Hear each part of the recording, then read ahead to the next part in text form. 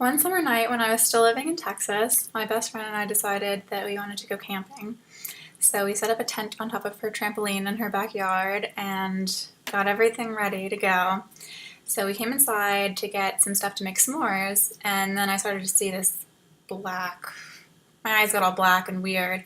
Kind of felt like when you stand up too quickly, or that feeling when you're about to faint, except it was different. It was something I had never experienced before. It was scary. So right after that, I started to get this pain above my eye, something else I'd never really felt before.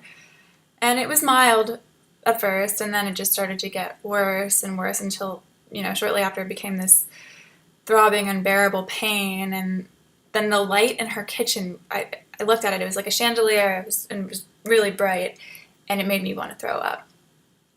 So, for anyone who's ever suffered a migraine, I'm sure that all of that sounded too familiar. That pain I was experiencing was a migraine headache, which, according to the Mayo Clinic, can cause intense throbbing or a pulsing sensation in one area of the head and is commonly accompanied by nausea, vomiting, and extreme sensitivity to light and sound. It's also mentioned in the Mayo Clinic how some migraines are preceded or accompanied by sensory warning symptoms. This is called an aura, and they're like normally flashes of light, blind spots, or tingling in the arms or legs. So when I came into the house and I saw that black stuff in my eyes, that was my having an aura, which was my body telling me that I was about to have a migraine, but I didn't even know what a migraine was, really. So I didn't know.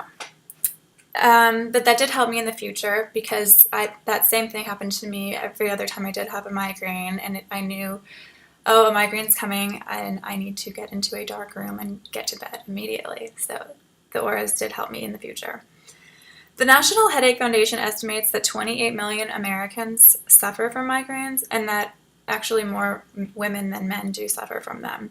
Each migraine lasts about from 4 hours to several days, 3 days approximately.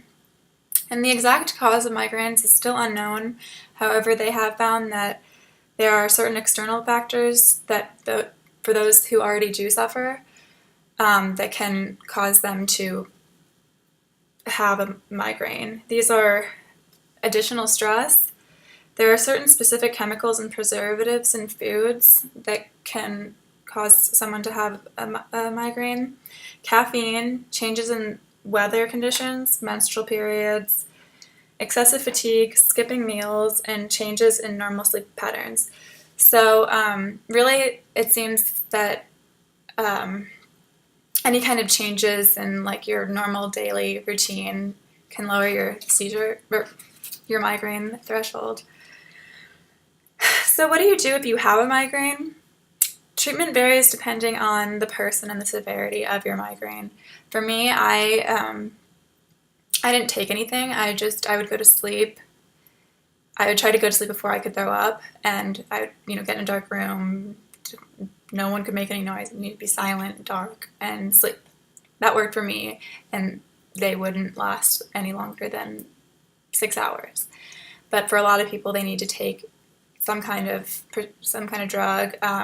Often over-the-counter drugs are effective enough, Tylenol, Advil, and then there are the over-the-counter drugs that are specifically for migraine, such as Excedrin migraine.